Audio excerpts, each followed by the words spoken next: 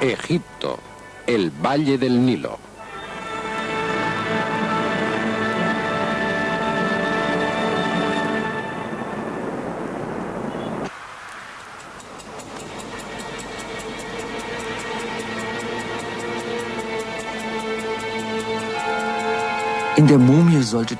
Gracias a la momificación se intentaba por todos los medios preservar al muerto. Actualmente la momia de Ramsés II nos dice mucho más sobre su personalidad que el rostro de piedra del coloso de Abu Simbel. Los egipcios no querían negar la muerte, pero salvaguardaban al máximo la individualidad del difunto.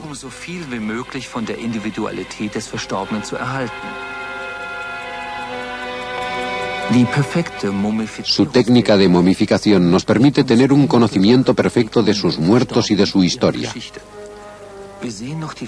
Podemos ver aún el color de las rosas depositadas allí hace miles de años. Vemos los rasgos retorcidos del rey, muerto en combate.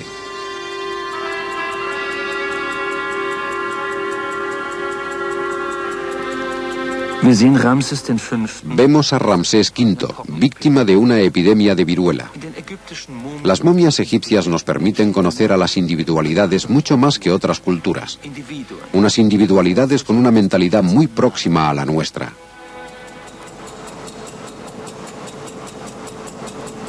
Die Mumienhülle diente eigentlich nur als eine Art Raumkapsel, den Verstorbenen sicher in die fernen Bereiche des Jenseits zu bringen. Dort aber hoffte er dann wieder einen ganz normalen, funktionsfähigen Leib zu erhalten, der die Mumie gewissermaßen ersetzt. In der Mumie allerdings ist auch die Idee verkörpert, die den alten Ägypter so kennzeichnet, dass der Mensch in seiner Ganzheit, auch in seinen körperlichen Komponenten, erhalten bleiben soll für das Jenseits. Deswegen der ungeheure Aufwand, den man auch mit der körperlichen Konservierung getrieben hat.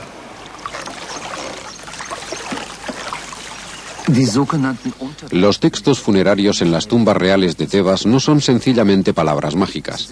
Nos permiten realizar un viaje fascinante por la historia del inconsciente humano. En esta cultura, la imagen de la vida y de la muerte revelan numerosos aspectos de la naturaleza espiritual del hombre. El deseo supremo del difunto consiste en elevarse al lado de los dioses en la barca solar, cuando ésta atraviesa el mundo subterráneo entre la salida y la puesta del sol. Aquel que conseguía acompañar al sol en su viaje a través de la noche era admitido en el ciclo eterno de los astros. En el transcurso de su viaje nocturno sobre el Nilo eterno, el difunto liberado de su envoltura de momia atravesaba un mundo que hoy calificaríamos de interior. El goce y los lloros se alternan durante las horas nocturnas. El difunto ve a otros muertos y se ve a sí mismo. Tiene que dominar los peligros de su estancia subterránea y debe unir de nuevo su cuerpo con su espíritu, ya que solo el ser completo, tanto material como espiritual, puede acceder a la eternidad.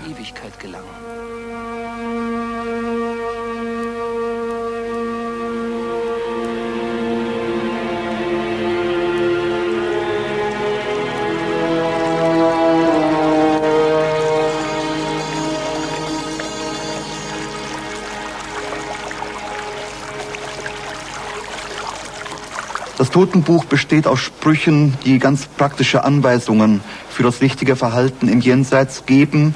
Also wie bei einem Reiseführer es Kapitel gibt mit praktischen Hinweisen zu Unterkunft, Verpflegung, Devisen und so weiter.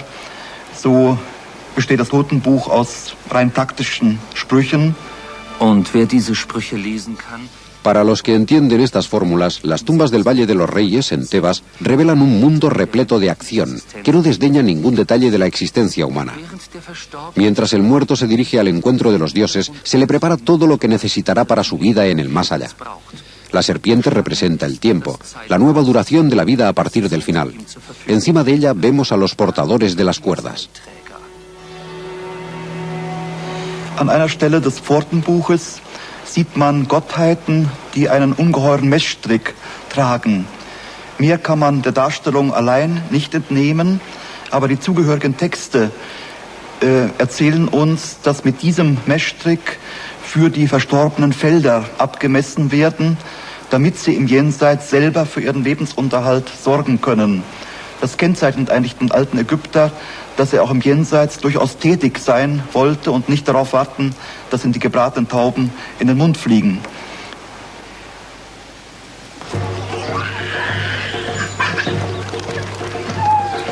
Bis heute hat sich in Ägypten Los egipcios de hoy en día han conservado el amor por las imágenes. A tiro de piedra de las viejas tumbas de Tebas, los peregrinos que vuelven de la Meca pintan su viaje en los muros de sus casas.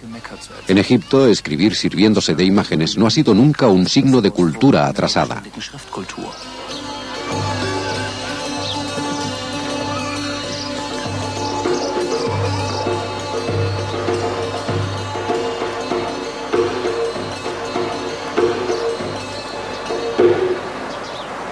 Die Bildhaftigkeit der Schrift, die gab einfach Möglichkeiten der Assoziation, der Gedankenverbindung, die man in einer abstrakten Schrift nicht hatte, weil offenbar für den Ägypter zu viel verloren gegangen wäre. Jedes Zeichen ist im Grunde als ein kleines Kunstwerk konzipiert vom Künstler und dazu gehört eben auch das Einmalige an der ägyptischen Schrift, dass zu jedem Zeichen nicht nur eine festgelegte Form, sondern auch eine festgelegte Farbe hinzukommt, die sich eigentlich im Laufe der Jahrtausende kaum gewandelt hat.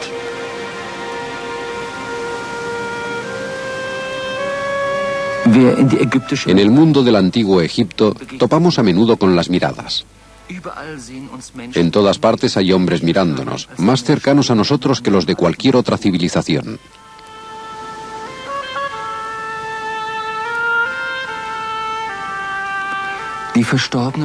La mirada de los muertos surge de los ataúdes, expresando sin duda el profundo deseo de mantener el contacto con el mundo de los vivos.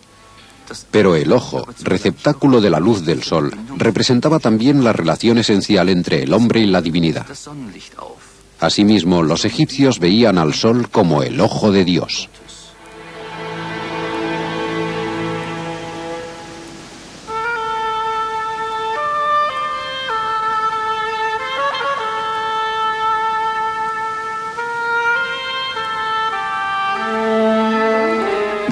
El ojo representa, pues, la relación con el mundo y con Dios. Hoy en día aún está considerado como la base de la personalidad. La mirada del otro nos permite ver lo que hay en él. Los ojos revelan al individuo. El arte egipcio fue el primero en entender este misterio.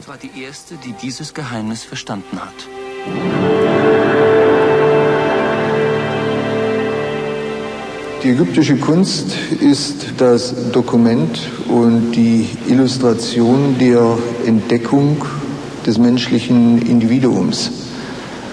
Durch 3000 Jahre Kunstgeschichte zieht sich als roter Faden das Interesse des Künstlers am menschlichen Gesicht und an der Person, die hinter diesem Gesicht steht.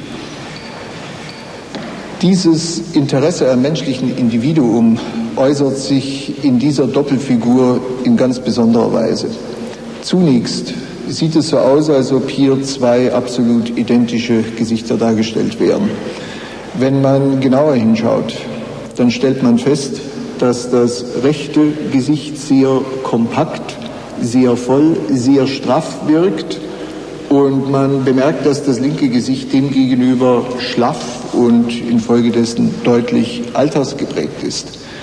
Der alte Herrscher auf der linken Seite, der jugendliche Herrscher auf der rechten Seite oder aber auf der linken Seite der menschliche Herrscher, der sterbliche und auf der rechten Seite der jugendliche Herrscher, der göttliche Herrscher, der zeitlose Herrscher. Beide Personen bilden ein und dieselbe Gestalt ab, denn in den Inschriften ist beide Male Niuserre, ein König der 5. Dynastie der Zeit um 2370 vor Christus genannt. El encuentro más memorable con una de las personalidades del antiguo Egipto tuvo lugar a principios de nuestro siglo, cuando en 1922 Howard Carter descubrió la tumba de Tutankamón.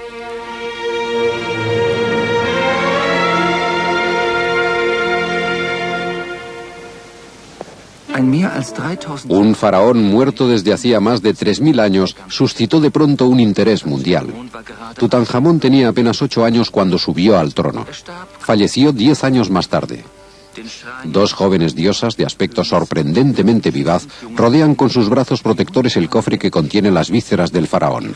Su silueta, su gesto y su mirada forman un animado decorado alrededor del cofre funerario, rigurosamente geométrico. La vivacidad de sus actitudes, la ligereza de sus vestidos, su cabeza ligeramente inclinada evocan una de las épocas más misteriosas del antiguo Egipto. Ya que Tutankamón, del cual se protegen los órganos en el cofre, era el hijo del gran Akenatón.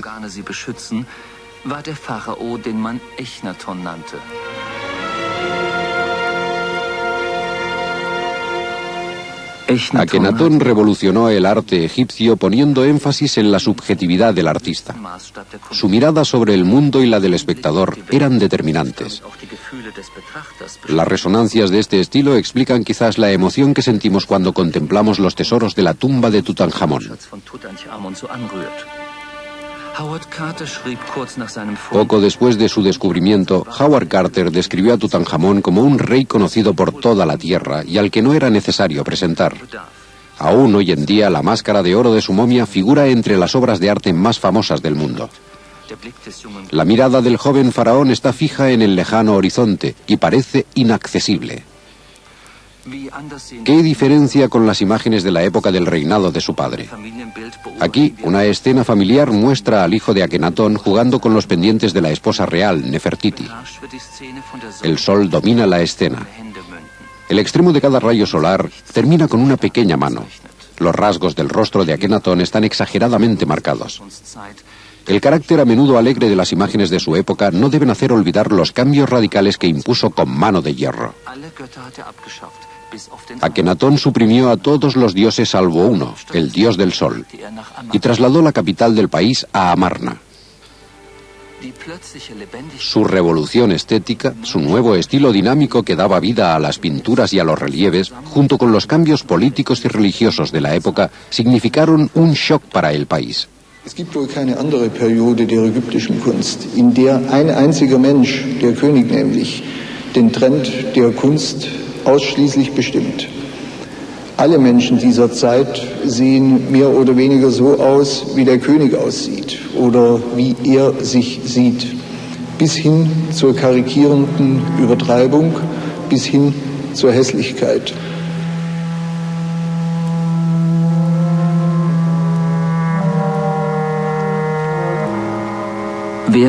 ¿Quién era Akenatón? A principios de este siglo, unos arqueólogos alemanes, bajo la dirección de Ludwig Borchardt, iniciaron unas excavaciones en Amarna, la capital del faraón y hoy en día una pequeña ciudad cerca del Nilo. Se procedió a los primeros trabajos de localización y agrimensura. Se construyeron alojamientos para el equipo. En 1912 los investigadores despejaron un emplazamiento que contenía numerosas cabezas esculpidas. Habían encontrado el taller del escultor Tumnosis. El 6 de diciembre de 1912, Borchardt anotó en su diario el descubrimiento de un busto de 47 centímetros, una pieza particularmente bella que rápidamente esboza en un papel. Hoy en día, este busto es quizá la obra de arte más conocida del antiguo Egipto. Representa a la reina Nefertiti, la esposa de Akenatón. Durante mucho tiempo se ha intentado descubrir el secreto de su excelsa belleza. ¿Por qué un rostro de una época tan lejana nos parece tan moderno, tan parecido al de una modelo? ¿De dónde proviene esta belleza impenetrable? Nefertiti ist gewissermaßen ein geschöntes Covergirl. Ihr fehlt das gewisse Etwas des menschlichen Individuums, die kleinen Unregelmäßigkeiten, die aus einem illustrierten Titel ein menschliches Gesicht machen würden. El emplazamiento donde fue hallado nos facilita una explicación. Die Fundumstände lassen überhaupt keinen Zweifel daran, dass es sich bei der Büste der Nefertiti nur, wenn ich so sagen darf, um ein Bildhauermodell handelt. Um ein Modell, nach dem die eigentlichen Kunstwerke hergestellt werden sollten. Das ergibt sich auch aus dem unterschiedlichen Zustand der beiden Augen. Ein Auge ist im Detail in einer sehr aufwendigen Technik ausgeführt. Das andere Auge scheint ausgefallen oder blind zu sein. Hier hat man zeigen wollen, wie die Vorstufen für die späteren Augeneinlagen aussehen sollten. Los egiptólogos saben que Nefertiti cambió radicalmente la vida de otra mujer.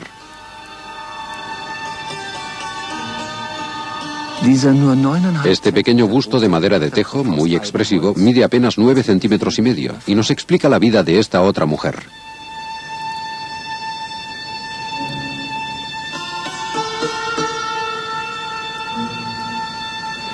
Sie ist durch ihre hohe Individualität und Porträthaftigkeit unmittelbar vergleichbar mit inschriftlich gesicherten Bildnissen der Königin Teje, der Gemahlin des Königs Amenophis III. Oder anders ausgedrückt, der Schwiegermutter der berühmten Nofretete. Quizá no hubiésemos conocido su historia sin un pequeño deterioro del tocado en la parte que corresponde a la oreja izquierda, donde se aprecia un pendiente de oro. Wir sehen diesem Köpfchen, das eine nachhaltige Veränderung erfahren hat, an, dass diese Königin einen Statuswechsel erlebt hat. Sie war große königliche Gemahlin Amenophis III., also First Lady of Egypt. Und nach dem Tod ihres Gemahls hatte sie diese Rolle an Nofretete abzugeben, ihre Nachfolgerin auf dem Königinnenthron.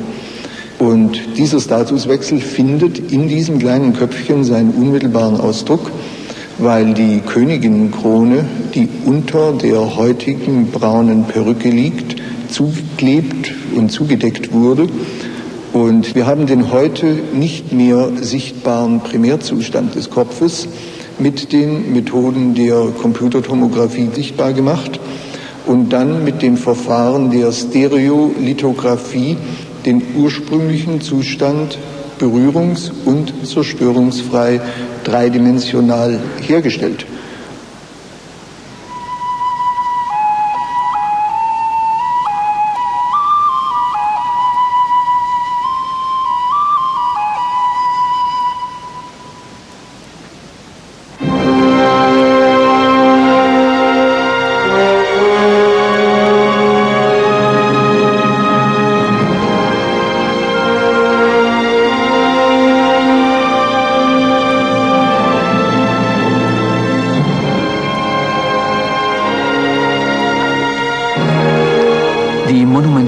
Las construcciones monumentales de los soberanos egipcios no pueden adscribirse propiamente a lugares terrestres. Pertenecen a otro mundo, un mundo donde los hombres se encuentran con los dioses. Al igual que en el de Karnak, los templos representaban lugares de culto ante todo dedicados al mundo eterno. Las columnas no servían únicamente para sostener un techo. Desde siempre fueron consideradas como un puente entre la tierra y el cielo y se alzaron aquí, intactas, durante miles de años. Hasta que llegamos a nuestra época en la que los turistas se agolpan en Egipto para descubrir los esplendores de antaño. Se inventan nuevos rituales.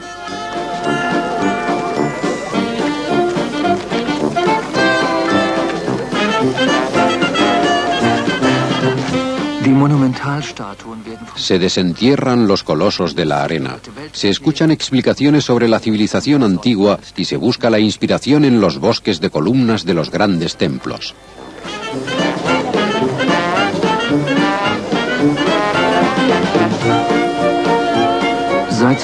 Desde los inicios de la fotografía, uno de los temas preferidos por los visitantes y sobre todo entre los europeos son los monumentos faraónicos.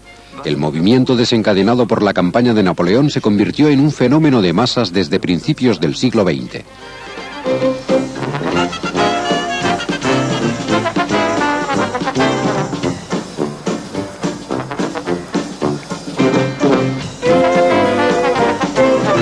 Hace ya 100 años, unos turistas sobrevolaron en globo la célebre ciudad de Tebas.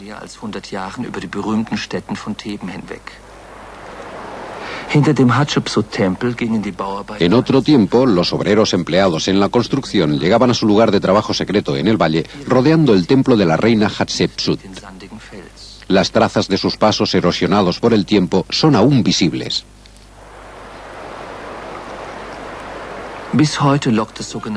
El Valle de los Reyes sigue atrayendo a muchos visitantes.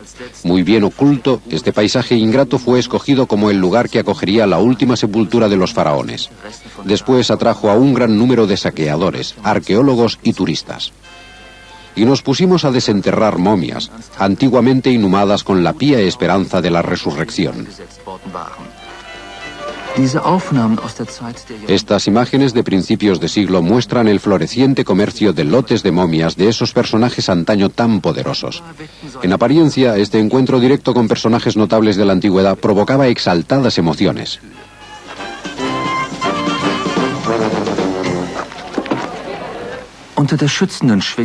En la tumba de Seti I podemos constatar, bajo el ala protectora del águila, un agujero que no se puede imputar a la erosión natural del tiempo. Dieses Aquarell, das kurz nach der Entdeckung des Grabes 1817 entstand, verdanken wir Henry Salt. Er war der damalige britische Generalkonsul und Auftraggeber Belzonis und hat hier das Bild des Königs vor dem Opfertisch mit den Broten festgehalten. Achten Sie auf das Pektoral, das der König auf der Brust trägt. Im heutigen Zustand sehen wir, dass nicht nur das Pektoral, sondern auf barbarische Weise noch sehr viel drumherum herausgeschnitten wurde und diese einzigartige Darstellung schwer gelitten hat.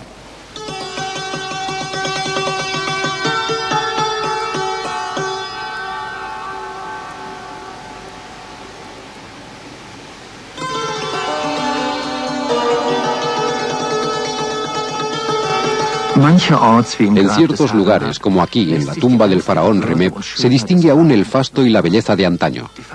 Los colores guardan aún su frescura. En el más allá, el soberano ofrece un sacrificio a los dioses.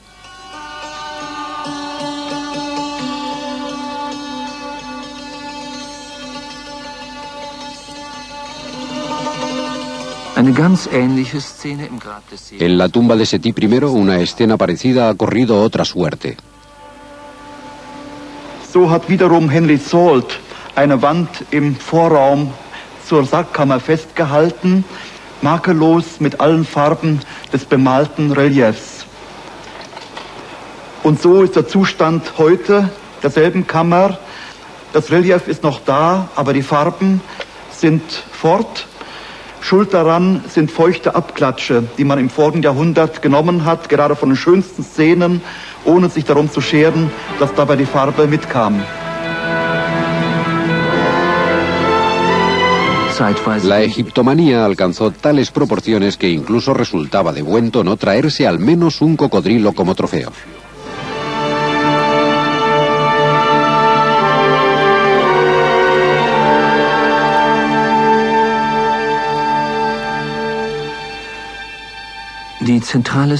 En la tumba de Aramep, la escena central del juicio está situada encima del sarcófago. Los actos del difunto se sopesan bajo la mirada de Osiris. Los platos de la balanza han quedado vacíos y la imagen parece incompleta. Uno de los platos tenía que contener el corazón del difunto, el otro la imagen de su alma. Esta tumba quedó inacabada y se abandonó el trabajo que quedaba por hacer. Esto nos permite hoy recorrer las diferentes etapas del trabajo estrictamente jerarquizado. Un primer esbozo se efectuaba con tinta roja.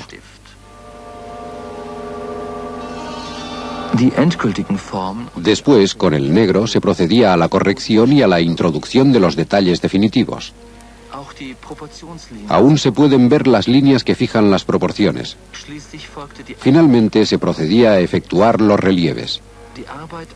Habían empezado a realizar la barca solar, pero no la finalizaron nunca.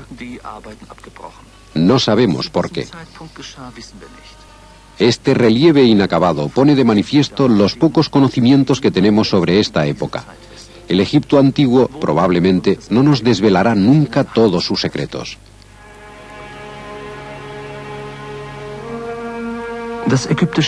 El imperio egipcio se desmembró. Hacia el 750 antes de nuestra era, un pueblo extranjero dominaba el país. Venía del sur, más allá de la región de la tercera catarata del Nilo. Los nuevos amos se llamaban los Kushit.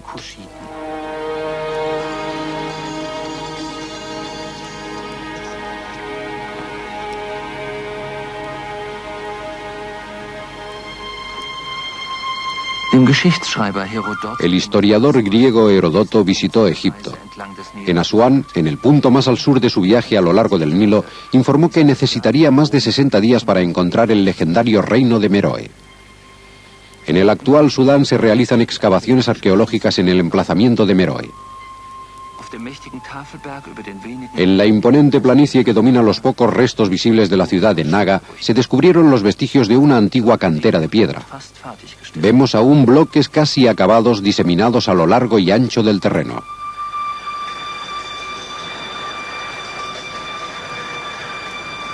Man sieht, wenn man am frühen Morgen im ganz extremen Streiflicht der gerade aufgegangenen Sonne hinunterblickt, überall in dieser Ebene diese winzig kleinen Ruinenhügel.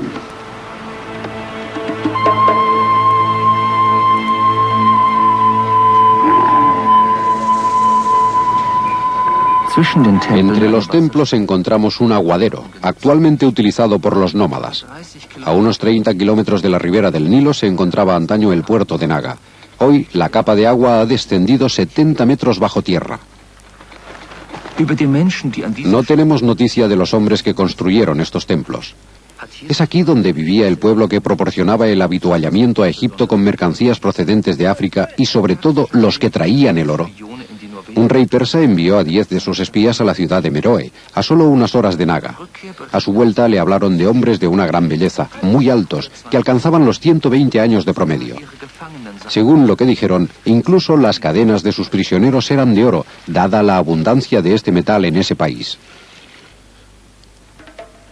Hoy en día, unos bajorrelieves egipcios permanecen esparcidos por la arena. Son fragmentos de una ciudad desaparecida de la cual no sabemos nada en la actualidad. Solo unos textos históricos evocan algunos contactos entre Roma y Meroe, justo antes de la era cristiana.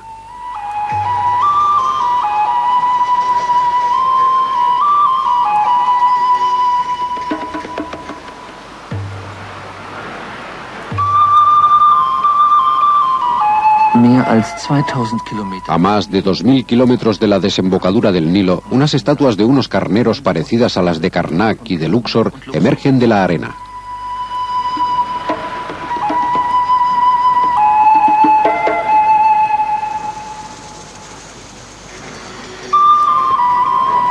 An dem Gesamtumfang des Stadtgebietes berechnet wird man hier sicher mit einer Bevölkerung, was weiß ich, von 5000 Leuten oder sowas rechnen müssen. Unos arqueólogos alemanes y el departamento sudanés que se ocupa de las antigüedades intentan actualmente reconstruir esta ciudad.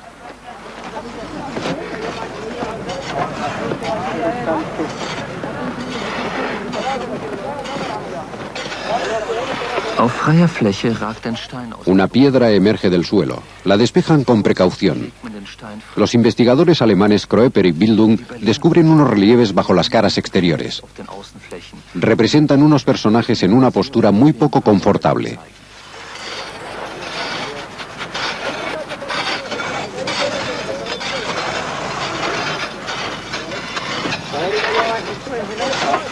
Es sind Gefangene, die unter den Sohlen des Pharao als ihm Unterworfene zu verstehen sind.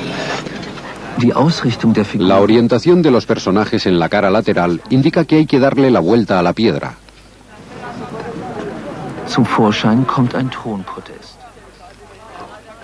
Es el soporte de un trono. Das Motiv finden wir auf der ersten und zweiten Stufe der Oberseite des Podestes. Aus Parallelen lässt sich der Mann mit seiner Bürstenfrisur mit hoher Wahrscheinlichkeit als ein Philister identifizieren. Wobei das Interessante ist, dass es diese Philister nur in der Mitte und in der zweiten Hälfte des 2. Jahrtausends vor Christus gegeben hat. Ignoramos quién permanecía derecho o sentado en este pedestal, pisoteando al enemigo vencido. ¿Quiénes eran estos señores, estos hombres tan altos que adoraban a una divinidad con la cabeza de león? El templo del león de Naga está construido según el modelo egipcio. En él vemos a dioses hablando con el soberano. Los dioses llegan por la izquierda y el rey se adelanta a recibirlos por el lado derecho, donde se sitúa la entrada del templo.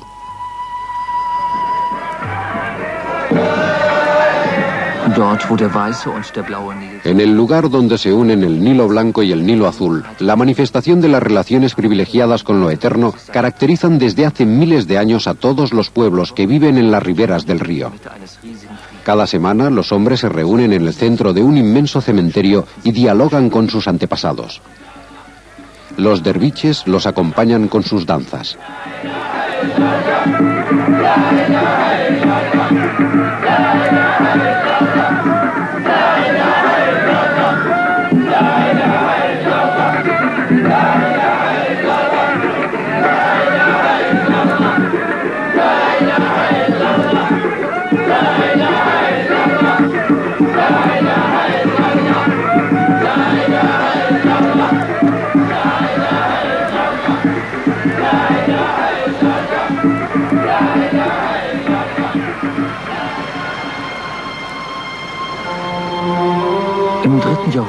La necrópolis real de Meroe es del siglo III antes de nuestra era.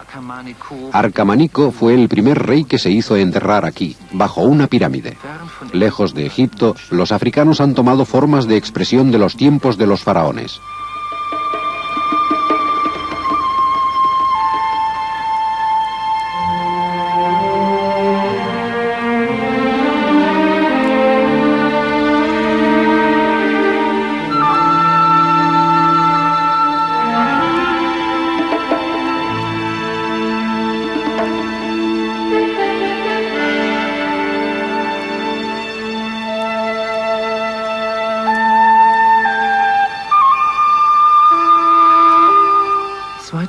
Dos 2000 años nos separan de las necrópolis reales de Meroe. Ellas mismas fueron construidas 2000 años antes del final del antiguo imperio egipcio.